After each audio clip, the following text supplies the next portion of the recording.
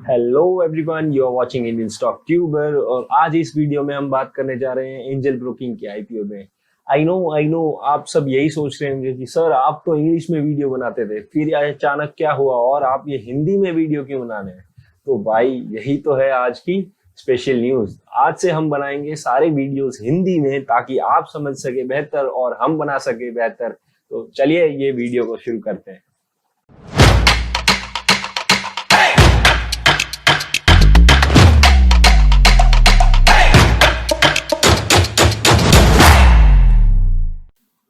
All right, welcome back everyone. जो लोग मेरे चैनल पर नए हैं, मैं उनको बता देना चाहता हूं कि मैं बनाता हूं वीडियो स्टॉक मार्केट और पर्सनल फाइनेंस के बारे में। तो अगर आपने अभी तक मेरे चैनल को सब्सक्राइब नहीं किया है तो सब्सक्राइब बटन को दबाएं और बेल आइकन को दबाना ना भूलें ताकि जब भी मैं ऑनलाइन आऊं आपको सबसे पहले पता चले। तो चलिए कुछ जान लेते हैं कंपनी के बारे में। तो कंपनी इंडिया की 4th लार्जेस्ट ब्रोकर है। कंपनी को एस्टैब्लिश 1996 में किया गया था और कंपनी के पास मार्केट शेयर 6.3% के आसपास का है और कंपनी के पास currently 2.15 million operational broking accounts हैं एज ऑफ जून 2020। और ये कंपनी एक्टिवली मैनेज करती है 13,000 करोड़ के एसेट्स। सो देख सकते हैं आप कंपनी कितनी बड़ी है। कंपनी ने काफी अच्छी तरीके से अपने कस्टमर बेस को साल प्रति साल अच्छे से ग्रो किया है, जिसमें अगर आप देखें तो फाइनेंशियल ईयर 2018 में 2.2 लाख कस्टमर्स को ऐड किया था और फाइनेंशियल ईयर 19 में 2.6 लाख कस्टमर्स को ऐड किया था और फाइनेंशियल ईयर 20 में 5.6 लाख कस्टमर्स को ऐड किया। और सिर्फ इस फाइनेंशियल ईयर 21 के फर्स्ट क्वार्टर में 3.5 लाख कस्टमर्स को ऐड किया गया है। कंपनी मंथली ऐड करती थी around 46,676 customers, but financial year 20 में उसने ऐड किए 1,15,565 कस्टमर्स, जो एक अच्छा नंबर है। और उसने इसकी वजह से जो ये हमें ग्रोथ दिख रहा है वो है 147.59% का growth. That is an incredible growth in subscriber base. Company अपने 85% क्लाइंट्स को मैनेज करती है डिजिटली और बाकी के जो 14% जो क्लाइंट्स हैं उनको मैनेज करने के लिए हैं 11,000 ऑथोराइज्ड पर्सन। सो ये एक काफी अच्छा साइन है कंपनी के लिए। तो चलिए अब बात कर लेते हैं कुछ कंपनी की सर्विसेज के बारे में। तो कंपनी प्रोवाइड करती है सर्विसेज ब्रोकिंग एंड एडवाइजरी में। तो मेन जो रेवेन्यू होगा वो कंपनी का वो है आता है ब्रोकरेज से। अब उसके बाद मार्जिन ट्रेडिंग फैसिलिटी, इसका मतलब जो है जो इंट्राडे ट्रेडर्स होते हैं उनको स्टॉक ट्रेड करने के लिए मार्जिन्स प्रोवाइड करती है। उसके बाद इन्वेस्टर्स के एजुकेशन, तो इन्वेस्टर के लिए कुछ ना कुछ प्रोग्राम्स, एजुकेशनल प्रोग्राम्स लाती रहती है। और ये कंपनी आपको लोन भी देती है अगेंस्ट आपके शेयर्स के। और इसके बाद रिसर्च सर्विसेज में ये कंपनी काम करती है। अब देख लेते हैं कुछ कंपनी की कॉम्पिटिटिव स्ट्रेंथ के बारे में। तो कंपनी के पास एक अच्छा स्ट्रॉन्ग ब्रांड नेम है, तो ये एक अच्छी बात है। And advance technology and digitalization, तो कंपनी ने अपनी ज़्यादातर बिजनेस 85% बिजनेस, जो मैंने आपको पहले पिछले स्लाइड में बताया था कि उसने अपना बिजनेस 85% ट्रांसफॉर्म कर लिया है डिजिटल में।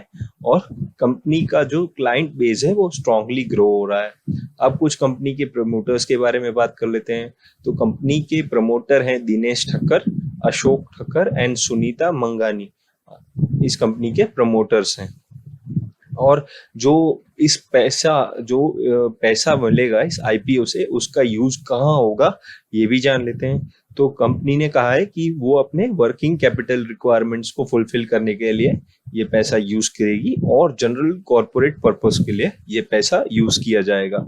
तो चलिए अब बात कर लेते हैं कुछ कंपनी के फाइनेंशियल्स के बारे में। तो कंपनी के पास करंटली 29,731 मिलियन रुपीस के एसेट्स हैं। और अगर आप नोट करें 31 मार्च एज ऑफ 2018 में कंपनी के पास 22,828 मिलियंस के एसेट्स थे, लेकिन ये घटकर हो गए मार्च 31 2019 में जो 21,619, और फिर ये घटकर हो गए मार्च 31 2020 में।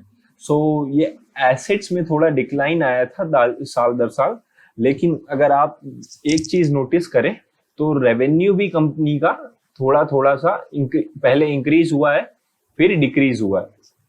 लेकिन अगर आप बात करें प्रॉफिट आफ्टर टैक्स, तो प्रॉफिट आफ्टर टैक्स यहाँ पर डिक्रीज हुआ है 2018 से 2019 में, लेकिन 2019 से 2020 में ये इंक्रीज हुआ है, लेकिन यहाँ पर रेवेन्यू डिक्रीज हुआ था। तो अब इस चीज से हमें क्या पता चलता है कि कंपनी ने कहीं पर अपनी कॉस्ट कटिंग करी है और कंपनी कहीं से अपना प्रॉफिट मार्जिन भी बढ़ा रही है।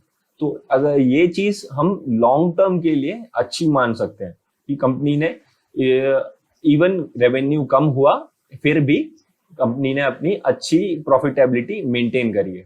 और इस साल जो प्रॉफिट आफ्टर टैक्स है इस क्वार्टर में वो है 381 मिलियंस, और अगर हम इसको 4 से मल्टीप्लाई कर लें, डायरेक्टली मान ले कि हर क्वार्टर में इतना ही रेवेन्यू आएगा, तो ये रेवेन्यू हो जाएगा बढ़कर 1527। सो ये डायरेक्टली जंप हो जाएगा ऑलमोस्ट डबल, राइट। सो ये एक चीज नोट करने वाली है, और कंपनी यहाँ से अपना अगर रेवेन्यू डबल कर लेती है तो शेयर प्राइस ऑब्वियसली इंक्रीज होगा। तो आइए अब बात कर लेते हैं कंपनी के कुछ पीयर्स के बारे में। तो मेन कंपटीटर्स हैं जो कंपनी के हैं वो ज़ीरोधा ब्रोकिंग, आईसीआईसीआई सिक्योरिटीज और अपस्टॉक्स जो है आरकेएसपी सिक्योरिटीज। सो इनका मार्केट शेयर इन सबसे मींस एंजल ब्रोकिंग से ज्यादा है। तो ज़ीरोधा अक्वायर करती है about 16% of market share, ICICI securities around 9.2% of market share, और अपस्टॉक्स जो अक्वायर करता है वो है 6.4%।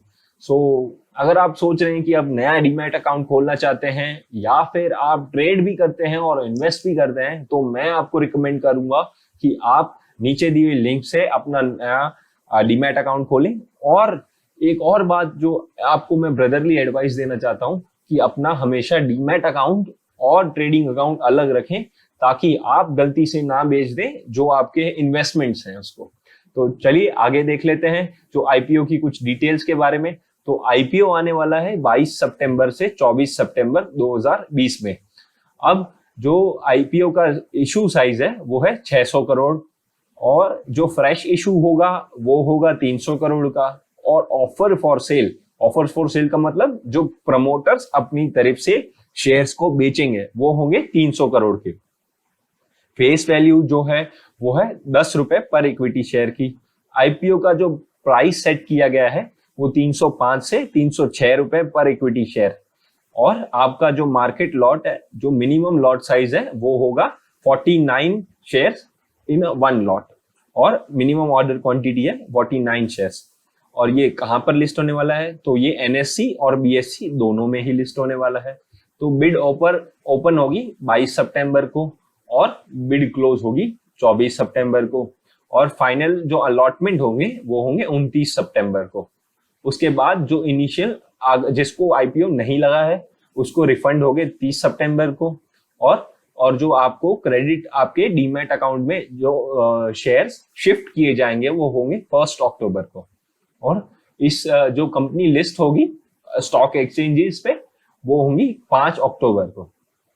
अब ये जान लेते हैं कि आप कितने लॉट्स अप्लाई कर लेते हैं। तो आप maximum 13 lots as an retail individual investor, right, आप 13 लॉट्स के लिए अप्लाई कर सकते हैं, जिसका अमाउंट होगा 1,94,000 और 922।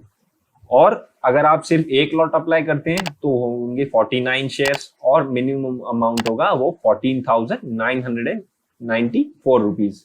और अगर आपने अभी तक डीमैट अकाउंट नहीं खुलवाया है तो आप डिस्काउंट ब्रोकर्स के साथ डीमैट अकाउंट खुलवाइए, मैं ये रिकमेंड करूंगा, ताकि आप वहां से सब कुछ ऑनलाइन भी कर सकते हैं, और प्लस में आपको जो फायदा रहेगा कि वो आप सब कुछ अपने से घर बैठे कर सकते हैं। जैसे ये आईपीओ में अप्लाई करना है तो मैं रिकमेंड करूंगा कि अगर आपको आईपीओ में अप्लाई करने के लिए ज़ीरोधा और अपस्टॉक्स में अकाउंट खोलना चाहिए, दोनों ही की लिंक ही डिस्क्रिप्शन में रहेंगे।